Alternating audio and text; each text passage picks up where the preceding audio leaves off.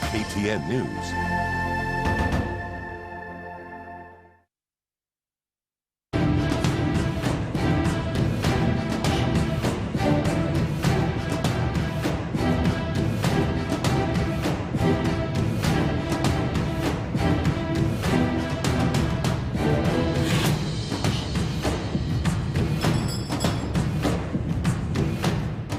Hi there, welcome to this episode of The Trading Bell. Thank you for joining us. It's always a pleasure to have you. My name is Malika Kazia. Today on the hot seat, we've got Mwenda Thuranira, the founder and CEO of MySpace Properties.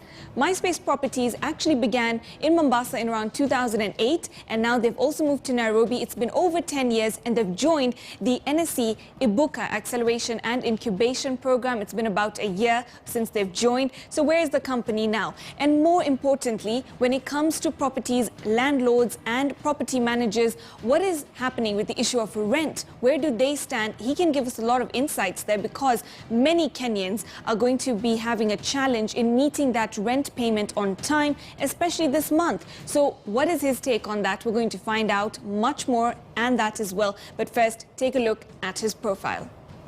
Mwenda Thuranira is the CEO of MySpace Properties, with extensive experience in real estate and property development. He has acquired acumen through hands-on experience in the USA, Dubai, and Kenya. He is a graduate with extensive knowledge on all current economic, socio and real estate matters. Mwenda majored in real estate at the University of Dallas, Texas, and real estate courses at the International School of Real Estate in the USA. Mwenda is also a member of the Kenya National Chamber of Commerce, Kenya Property Developers Association, Nyali Business and Residents Association, and the Rotary International. Mwenda, thank you so much for making time for us today. Now, when we talk about, let's get right to the question that a lot of people are asking right now with regards to property, houses, and rent, is that, there's this debate that the onus of paying rent is actually on the landlord themselves who you're dealing with. The government may not have a directive necessarily saying, okay, everybody has to waive rent, but it's a case-by-case basis. So landlords are hopefully going to be understanding and say, okay, you know what, we understand this is a tough period, especially considering April. Up until March, a lot of businesses had something to go off on. But now when we're getting into April, the issue of rent comes up. What have you heard from a lot of landlords, property managers, when it comes to the issue of rent at such a time? Okay, thanks, Malika. Of course, being in the tough times in business, in everything in life, also everybody's affected, especially the tenants, the landlords. But as you know, in this country, or in the world, there are three kinds of landlords. Number one, landlords, they're the landlords who depend purely on this rent for their upkeep, for their living. That means they inherited the property or they built a property and has a retirement package for themselves to be getting income out of it. So they don't have any other source of income apart from this. Number two, we have the landlords who are borrowed to build these properties. Of course, those ones, they use the bank. Basically, the house belongs to the bank, so not they're in a them. catch. They are just administrators of that. We have number three. Number three, they are landlords who have many properties, many businesses. I mean, this is not a big thing. And those are the ones who can be philanthropic enough to give free rent, half rent, or something like that. But by the end of the day, the government cannot control that. And it will depend on the relationship between the tenant and landlord. Kama wewe ni yule wa kisungu mingi kutukana landlord, pambana na hali yako. It's going to be tough. It's going to be tough for you. But basically, it will depend on your relationship with the landlord. Okay. Talk to them. They are not bad people. Many people paint landlord in a bad light and stuff like that, but they are not. I've seen some landlords giving free rent, giving half rent or something like that, but purely depends on your relationship with them. When it comes to the second type of landlord, now the person who is, like you said, the house actually belongs to the bank because they're servicing that loan based on the income, the rent that's coming in every month. Is there some sort of understanding that they can then have with the banks? Because we did see the president's directive and, of course, the CBK's measures when it came to loan repayment and the understanding of banks. Has there been any word on that front? They said they will waive out some payment or extend the period of payment of the loan. But you know, as in Kenya, how that takes time to happen. It can be a directive, but for it to be actualized, it takes some time. So hoping it can be a reality. So especially the people who are borrowed, they can be relieved a little bit. Of course, if you have to pay a loan, you took a loan to open a business, let's say to open a salon, a restaurant, a bar, and then you have closed, you have employees, you still have to pay them something to keep them going. I mean, it's very tough for entrepreneurs at the moment, and we are facing a lot of challenges, especially even with our tenants who we lease out businesses. They have closed down. The moment you start asking them for money, they are like, now you have seen the business is closed. Yeah. But on the other hand, they have to understand it's your business too. So it's a catch-22. Yes. Yes. It's a cycle. Everybody is affected from the other person. When we talk about the issue of now property development, you know, of course you must be knowing of a lot of people who are in construction. Have you seen that a lot of that has halted at the moment or not yet? Yeah, of course, development is halted at the moment. Okay. You see, since last year, the last 2 years, of course, it has not been good for property developers. As you have seen, there are so many cases of incomplete projects. There are so many cases of stalled projects. There are so many cases of, for example, people paid for some land, they never got them, and stuff like that.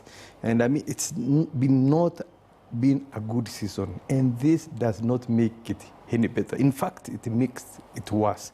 If somebody wanted to invest, for example, to do a project, of course, at the moment, they are holding back because working is a problem. You can't have many workers in the site. So we have to wait for the period to end so that we can get full throttle. But now you'll see there's a demand and supply thing.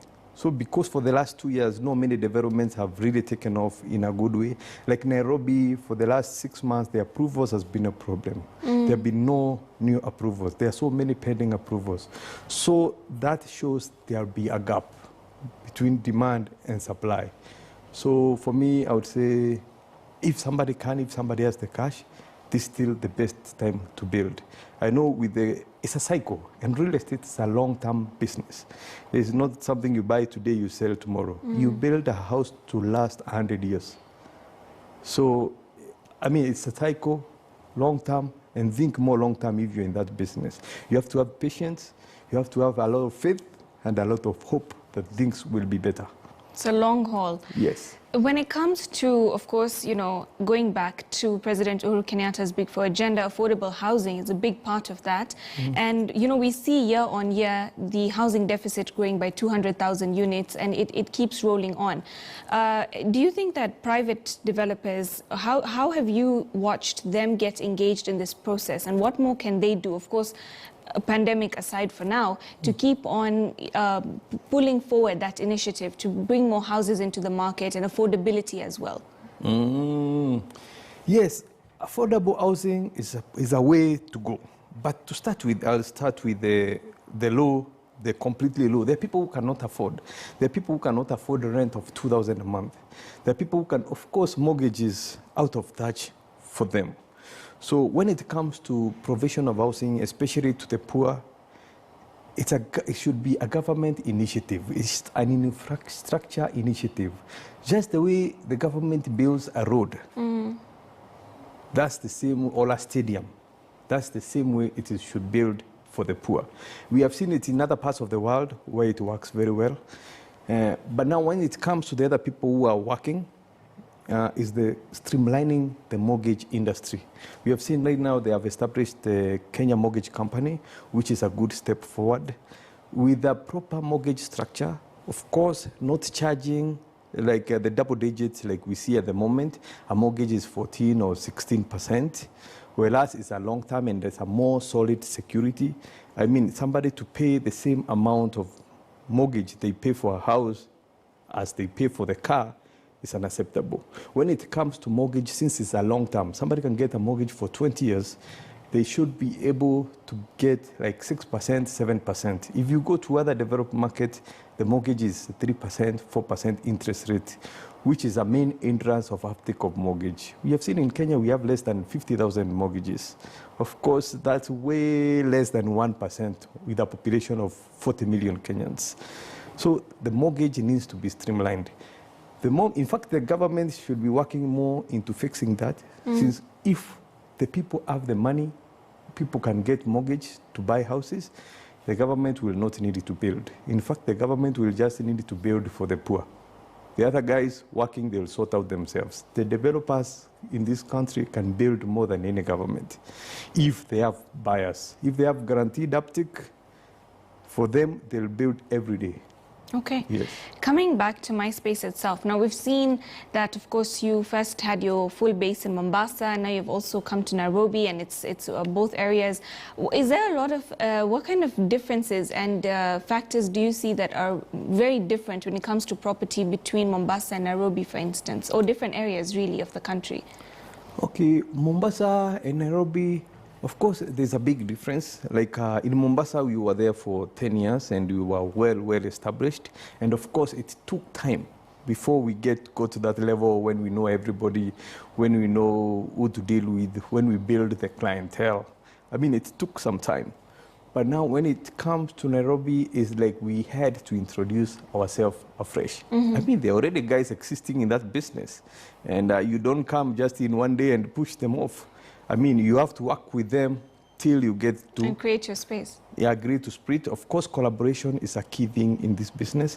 In real estate business, without collaboration, you are not going far.